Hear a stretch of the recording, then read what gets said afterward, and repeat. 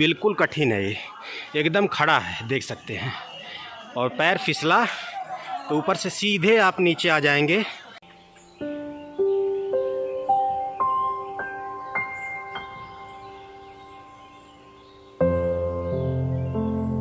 भंडारे का आयोजन किया गया है यहाँ पर, और बढ़िया तरीके से बिल्कुल प्रकृति की गोद में शिव भक्तों को भोजन कराया जा रहा है। ये क्या है बोले, ये क्या है? कंदमूल फल है। कंदमूल भगवान रामचंद्र जी ने वनों में खाए थे कंदमूल।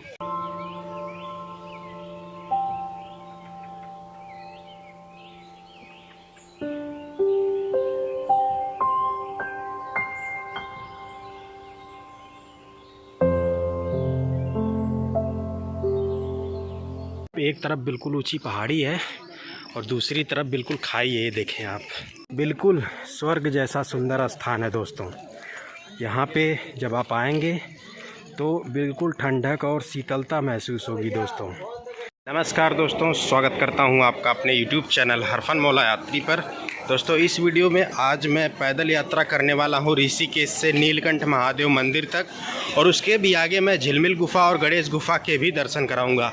इस दौरान कुल मैं 15 किलोमीटर की पैदल यात्रा घने पहाड़ी जंगलों से होते हुए करने वाला हूं दोस्तों।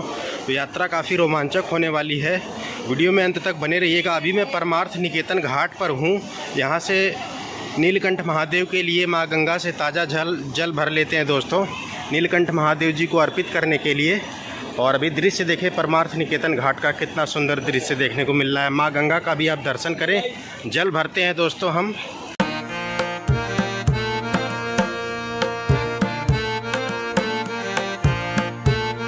तो हमने जल जो है दोस्तों भर लिया है। अब चलिए अपनी पैदल यात्रा को प्रारंभ करते हैं दोस्तों।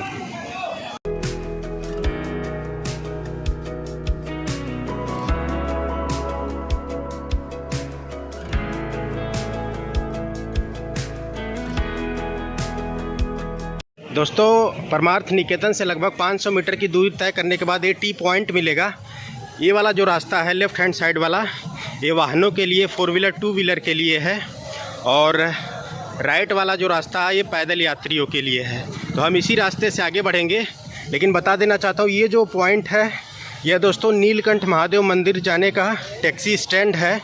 और अगर आप गाड़ी से यात्रा करना चाहते हैं नीलकंठ महादेव जी की, तो यहाँ पे ढेर सारी टैक्सीज़ खड़ी हैं। यहाँ बुक करके आप लगभग 250 रुपये पड़ता है पर पर्सन, अप डाउन दोनों की यात्रा कर सकते हैं। बाकी हम पैदल यात्रा करने वाले हैं, तो चलिए पैदल यात्रा के लिए हमें बिल्कुल सीधा चलना होगा दोस्तों।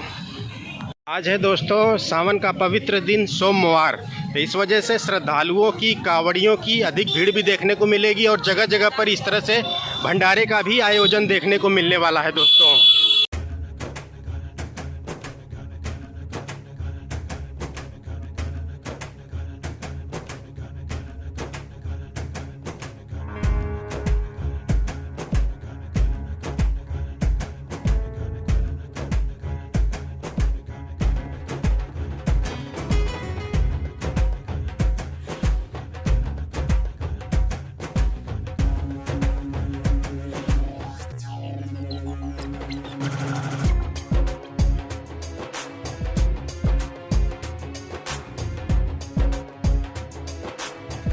दोस्तों परमार्थ निकेतन से लगभग 1.5 किलोमीटर की दूरी तय करने के बाद हम इस पॉइंट पर पहुंचे हैं। यहाँ से नीलकंठ महादेव जी की पैदल यात्रा असली वाली प्रारंभ होती है, क्योंकि यहाँ से अब रास्ते पतले और धीरे धीरे चढ़ाई खड़ी होने लगती है दोस्तों। तो हमें जो है लेफ़्ट वाले रूट को फॉलो करते हुए आगे बढ़ना है। यहाँ पे बोर्ड भी लगा है दोस्तों, और सामने नोटिस बोर्ड है दोस्तों। तो नोटिस बोर्ड ज़रूर पढ़ करके यात्रा को प्रारंभ करें। बाकी मैं दिखा भी देता हूँ, इसे पढ़ ज़रूर लेना दोस्तों, तभी यात्रा आगे प्रारंभ करिएगा। बाकी चलिए हम यहाँ से यात्रा आगे की तरफ प्रारंभ करते हैं। यहाँ से नीलकंठ महादेव जी की जो असली पैदल मार्ग की यात्रा वो प्रारंभ होती है, क्योंकि यहाँ से चढ़ाई अब धीरे धीरे खड़ी होने वाली है और जंगल बिल्कुल घना होता जाएगा। और जैसे जैसे आगे बढ़ेंगे ऊंचे ऊंचे पहाड़ों पे चढ़ाई शुरू होने लगेगी दोस्तों।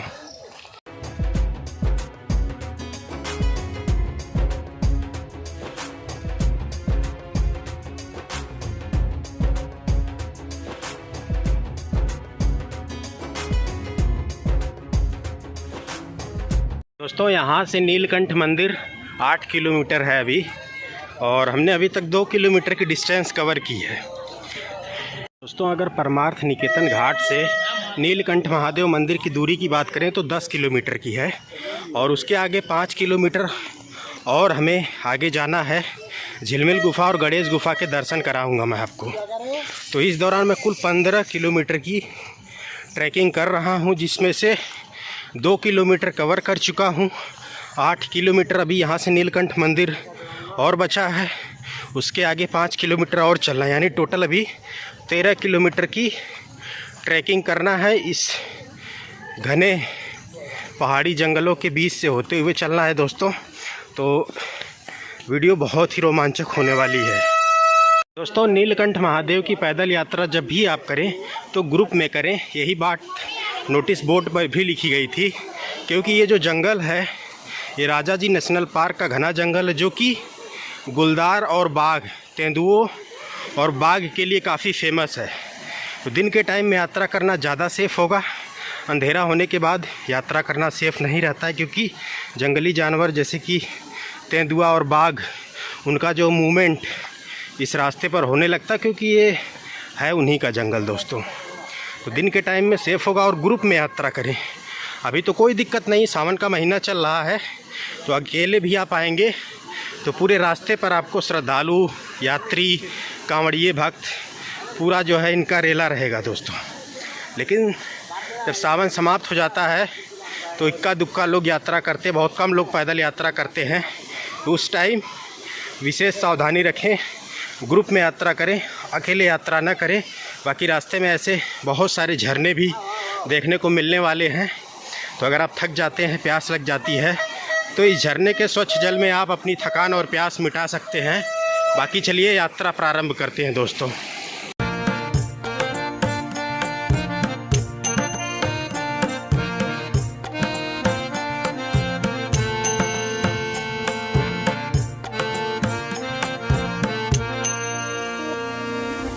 दोस्तों परमार्थ निकेतन से लगभग 3 किलोमीटर की दूरी कवर करने के बाद हम पहुंच चुके मौनी बाबा की गुफा, यानी कि मौनी बाबा के आश्रम के पास। सामने है दोस्तों मौनी बाबा का आश्रम, मौनी बाबा की पवित्र गुफा।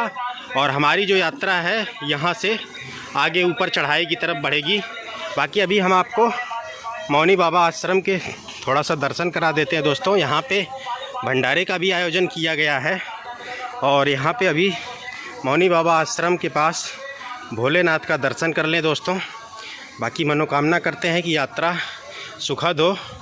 और यहाँ ऊपर देख सकते हैं भंडारे का आयोजन किया गया है, दिखाते हैं आपको। सकते हैं दोस्तों भंडारे का आयोजन किया गया है यहाँ पर, और बढ़िया तरीके से बिल्कुल प्रकृति की गोद में शिव भक्तों को भोजन कराया जा रहा है। और इस साइड है दोस्तों मौनी बाबा का आश्रम, मौनी बाबा की गुफा है। तो दोस्तों ये जो सामने आप देख रहे हैं बड़ी सी चट्टानी शिला ऊपर आपको नज़र आ रही होगी, इसी के नीचे मौनी बाबा की पवित्र गुफा है, मौनी बाबा का आश्रम है। बाकी यहाँ पे झरना भी प्रवाहित होता रहता है। तो चलिए जी दोस्तों हम अपनी यात्रा को प्रारंभ करते हैं। दोस्तों मौनी बाबा आश्रम से जो चढ़ाई है अब एकदम खड़ी मिलने वाली है। ऊंचे ऊंचे पहाड़ों पर अब सिर्फ चढ़ाई करनी है दोस्तों। मौनी बाबा आश्रम तक आप बाइक से भी आ सकते हैं, 4 व्हीलर से भी आ सकते हैं, लेकिन यहाँ से पैदल ही सिर्फ आपको जाना है। यानी यहाँ से अब 7 किलोमीटर की डिस्टेंस पैदल कवर करना पड़ेगा आपको। सामने देख भी सकते हैं आप, बिल्कुल अब खड़ी चढ़ाई मिलने वाली है। यानी कि नीलकंठ महादेव में पैदल मार्ग पर दोस्तों 10 किलोमीटर में से लगभग 6 किलोमीटर की सिर्फ खड़ी चढ़ाई करनी पड़ती है दोस्तों पहाड़ों पर। और इस तरह से शॉर्टकट भी बने हुए हैं देखें आप, जो कि बिल्कुल खड़े होते हैं। तो मैं तो आपको एडवाइस करूंगा कि इस शॉर्टकट को ना फॉलो करो, क्योंकि ये बिल्कुल खड़ा होता है। इस पर से पैर अगर फिसला तो आप सीधे ऊपर से नीचे आ जाएंगे। जो रास्ता बनाया गया है इसी को फॉलो करते हुए आप यात्रा करें तो बेहतर होगा। बाकी दिखाता हूँ किस तरह से शॉर्टकट को लोग फॉलो कर रहे हैं।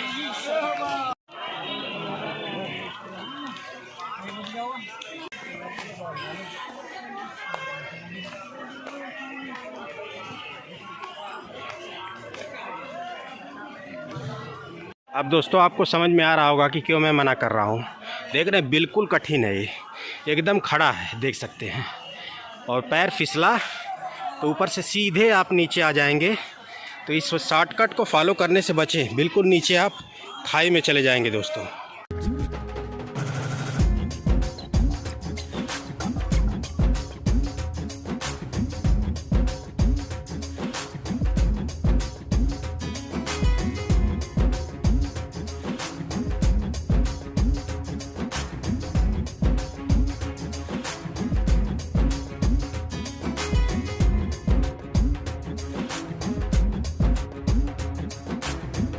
दोस्तों अभी हम आपको ऋषिकेश और माँ गंगा का सुंदर दृश्य दिखाते हैं। यहाँ ऊंची पहाड़ी से माँ गंगा और ऋषिकेश का बड़ा ही सुंदर दृश्य देखने को मिलता है।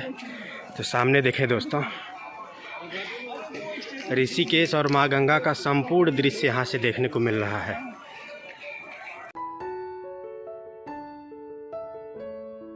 दोस्तों जैसा कि मैंने बताया कि जगह जगह पर शॉर्टकट बने हुए हैं, तो यहाँ पर भी देखिए एक शॉर्टकट है।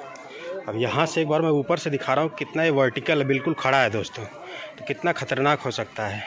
फ़िलहाल तो बारिश नहीं हो रही, लेकिन अगर बारिश होती तो बिल्कुल फिसलन बढ़ जाती और बिल्कुल गिरने का भय रहता दोस्तों। और पैर फिसलेगा तो आप अंदाज़ा लगा सकते कितना नीचे आप जाएंगे खाई में। पूरी खाई है नीचे दोस्तों। और बेहतर होगा आप इस रोड को फॉलो करते हुए यात्रा करें, जिस रोड को स्पेशली बनाया गया नीलकंठ पैदल मार्ग के लिए। इस रास्ते को यूज करने से बचे दोस्तों, खतरा है, आप देख सकते हैं।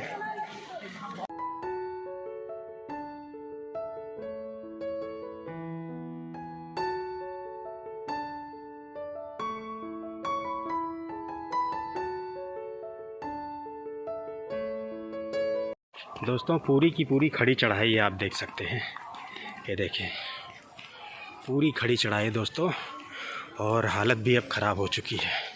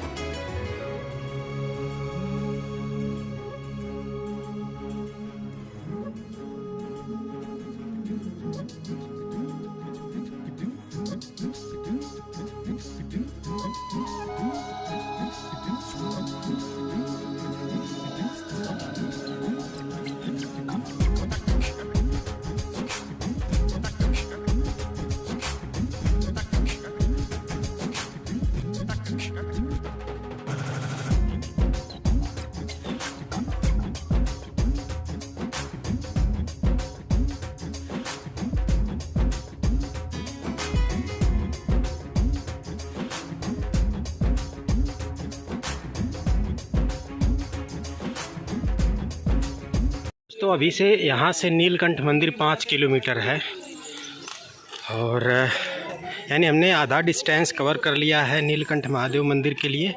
आधा डिस्टेंस और बचा है।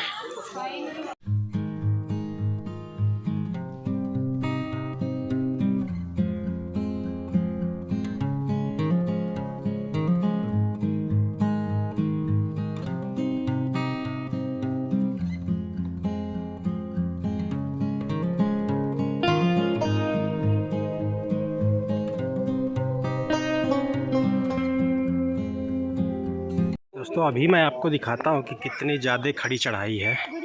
ये देखिए पूरा ऐसे ऐसे जाना है दोस्तों, और फिर इसके बाद जो है ऊपर पहाड़ी की तरफ चढ़ाई करना है दोस्तों। और अभी काफ़ी डिफ़िकल्टीज़ बची हुई दोस्तों, काफ़ी ज़्यादा कठिन रास्ता अभी है। जैसे जैसे ऊपर चल रहे हैं वैसे वैसे रास्ता और भी ज़्यादा कठिन होता जा रहा है। चढ़ाई एकदम कठिन होती जा रही। दिखाता हूँ अभी हम लोग कितने हाइट पर आ चुके हैं। नीचे ऋषिकेश है दोस्तों बिल्कुल। दर्शन कर लिए। वहाँ से हम यात्रा स्टार्ट किए थे और देख सकते हैं आप कितनी ज़्यादा हाइट पर हम आ चुके हैं अभी।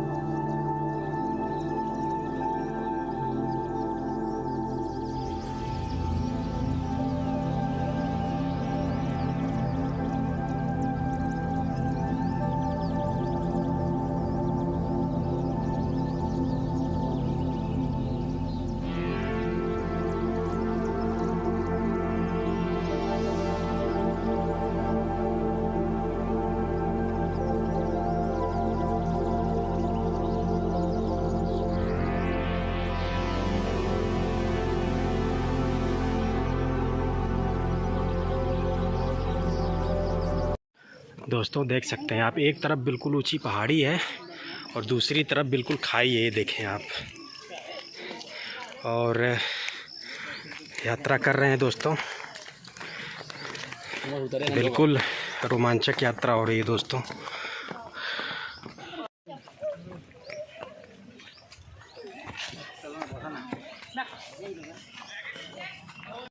दोस्तों सावन में लगातार मैं दूसरी बार नीलकंठ महादेव जी की पैदल यात्रा कर रहा हूँ।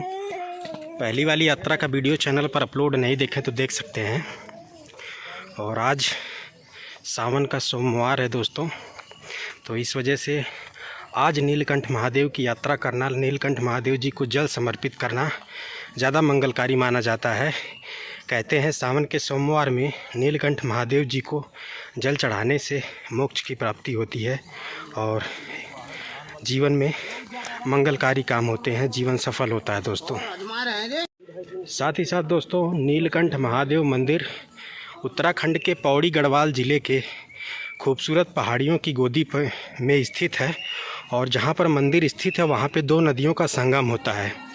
और इसके साथ ही साथ नीलकंठ महादेव मंदिर ऋषिकेश का एक प्रसिद्ध मंदिर भी है और साथ ही साथ भगवान शिव का एक प्रसिद्ध धाम भी है दोस्तों। और आज मैं आपको दर्शन भी कराऊंगा नीलकंठ महादेव जी के।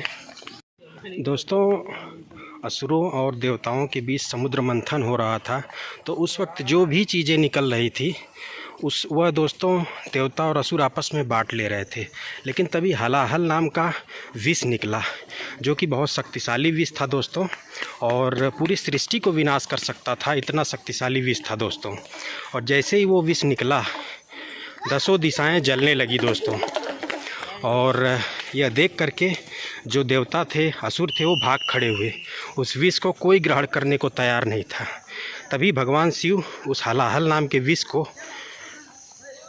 पीते हैं दोस्तों, उसका पान करते हैं।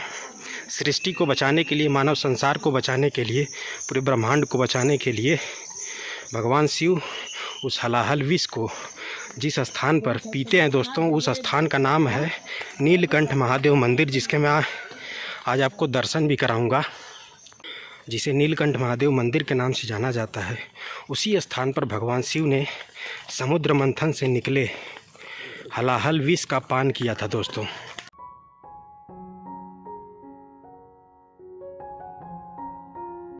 जब दोस्तों भगवान शिव विष का पान कर रहे थे नीलकंठ महादेव मंदिर के पास दो नदियों के संगम के तट पर, तो उस वक्त माता पार्वती भी उनके पीछे खड़ी थी।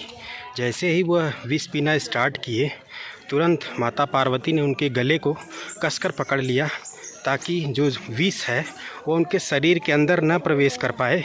इस तरह जो हलाहल विष था वह न तो उनके मुंह से बाहर निकला और न ही उनके शरीर में प्रवेश किया, उनके गले में ही अटक कर रह गया, जिससे उनका गला नीला पड़ गया दोस्तों, और वह नीलकंठ महादेव कहलाने लगे।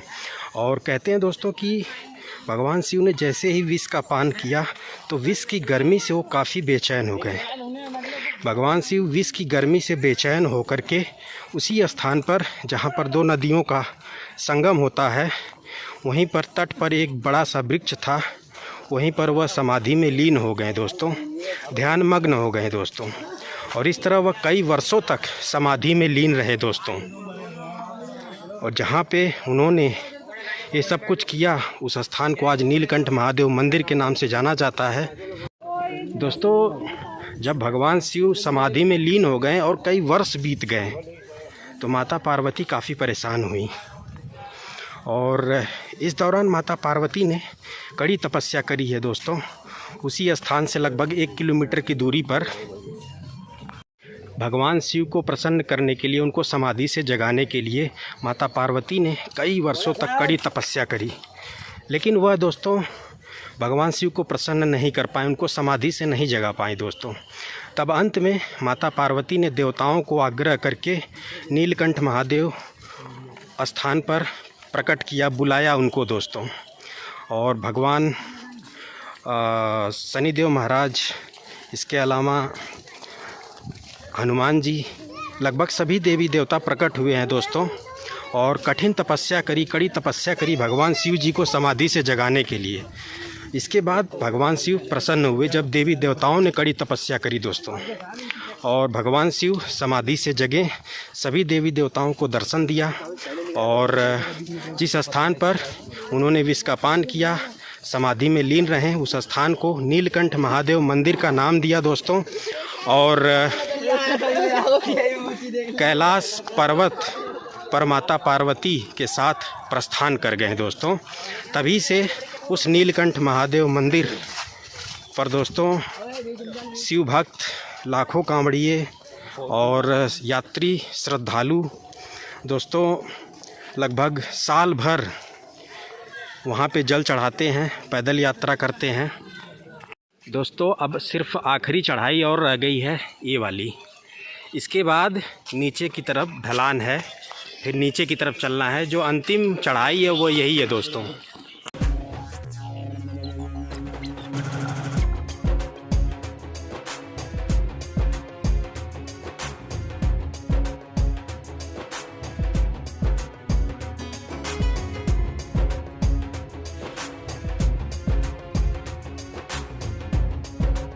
अभी दोस्तों यहाँ पे थोड़ा रेस्ट करते हैं, क्योंकि यहाँ से बड़ा ही सुंदर व्यू देखने को मिल रहा है।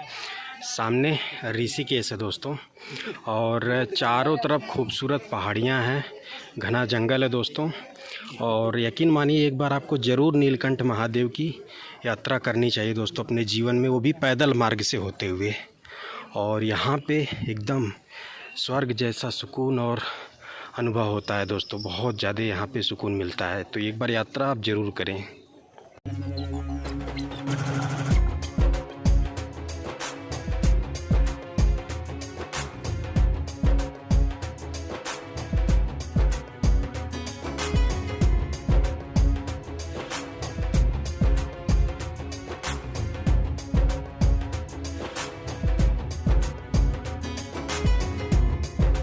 दोस्तों वो सामने जो आप देख रहे हैं ऋषिकेश का त्रिवेणी घाट है।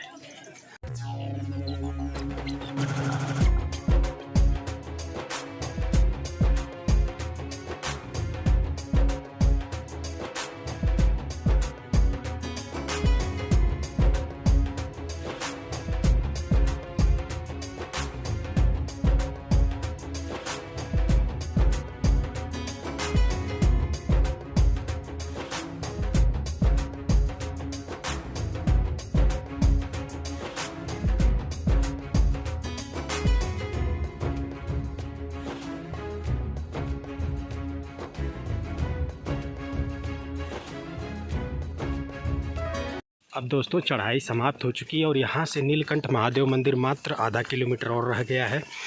और यहाँ ऊपर पहाड़ी पर कोई गांव है दोस्तों, यहाँ देख भी सकते हैं गेट लगा हुआ है।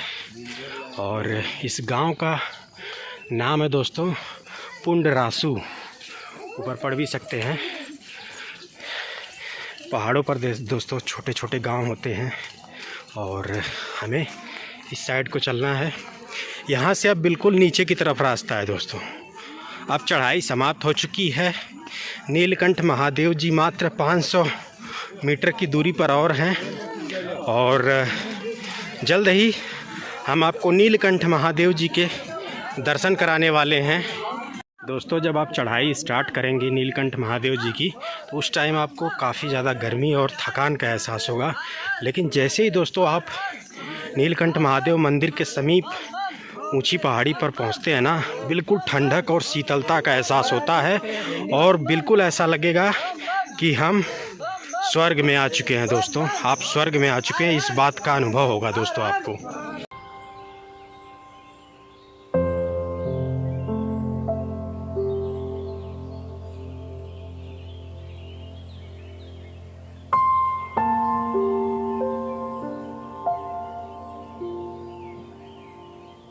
दोस्तों इन्हीं खूबसूरत पहाड़ियों के बीच में नीलकंठ महादेव जी विराजमान स्थित हैं और बिल्कुल स्वर्ग जैसा सुंदर स्थान है दोस्तों। यहाँ पे जब आप आएंगे तो बिल्कुल ठंडक और शीतलता महसूस होगी दोस्तों। इसीलिए दोस्तों भगवान शिव ने इसी स्थान पर विष का पान करने के बाद इसी स्थान पर समाधि में कई वर्षों तक लीन हो गए थे ताकि उनको उस विष की गर्मी से राहत मिल सके दोस्तों। बिल्कुल स्वर्ग जैसी पहाड़ियाँ खूबसूरत सुंदर हैं दोस्तों। एक बार ज़रूर आप यात्रा करें। नीचे नीलकंठ महादेव मंदिर दिखाई भी दे रहा है दोस्तों, शायद आपको यहाँ से ना दिखे, लेकिन मुझे यहाँ से दर्शन मिल रहे हैं नीलकंठ महादेव मंदिर के। ये क्या है बोले, ये क्या है? कंदमूल फल है। कंदमूल भगवान रामचंद्र जी ने वनों में खाए थे कंदमूल। अच्छा अच्छा, कंदमूल फल है जिसको भगवान श्री रामचंद्र जी ने वनवास के दौरान खाया था।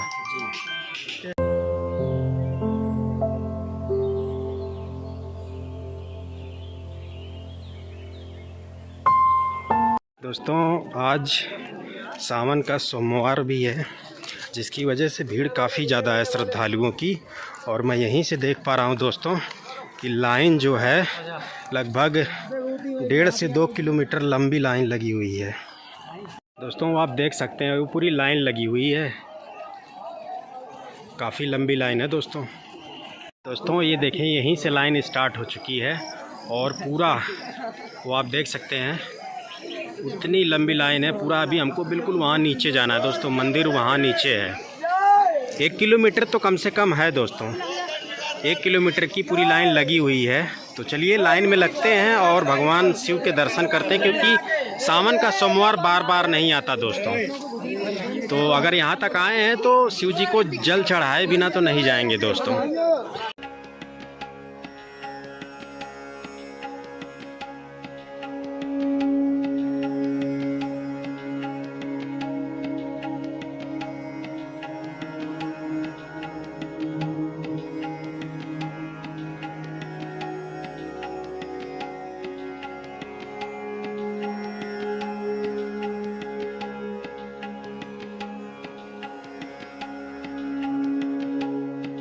दोस्तों दर्शन तो हमने कर लिया और आपको भी दर्शन कराया। सामने नीलकंठ महादेव मंदिर है और भीड़ देखें आप श्रद्धालुओं की, काफ़ी ज़्यादा भीड़ है दोस्तों। और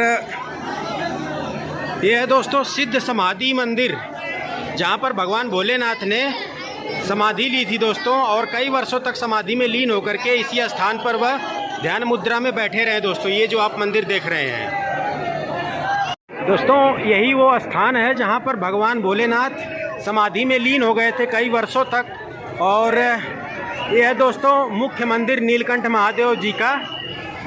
और ये जहाँ पे मंदिर है दोस्तों, यहाँ पे उस टाइम में बहुत बड़ा सा प्राचीन सा वृक्ष हुआ करता था, लेकिन आज यहाँ पे मंदिर बन चुका है दोस्तों। और काफ़ी ज़्यादा भीड़ है श्रद्धालुओं की, सावन का सोमवार होने की वजह से काफ़ी ज़्यादा भीड़ है दोस्तों। तो दर्शन कराया आपको मैंने। तो नीलकंठ महादेव मंदिर के बिल्कुल नीचे जो है 2 झरनों का संगम होता है, या यूं कह ले 2 नदियों का संगम होता है दोस्तों। ये देख सकते हैं जो भी श्रद्धालु यात्री आते हैं दर्शन करने के लिए नीलकंठ महादेव, तो इस ठंडे जल के स्वच्छ झरने में स्नान जरूर करते हैं। बहुत ही पवित्र जल माना जाता है दोस्तों इस झरने का। और दिखाता हूँ आपको, देखिए एक धारा वहाँ से आ रही है और एक जलधारा यहाँ से, और यहाँ पर दोनों धाराओं का संगम हो रहा है दोस्तों। ये जो दोनों जलधाराएं हैं, ये दोनों दो नदियाँ हैं दोस्तों। एक मधुमती नदी है, दूसरी पंकजा नदी है दोस्तों, और दोनों का इस स्थान पर संगम हो जाता है। बहुत ही सुंदर दृश्य दिखा रहा हूँ इस वक्त दोनों नदियों के संगम का दोस्तों।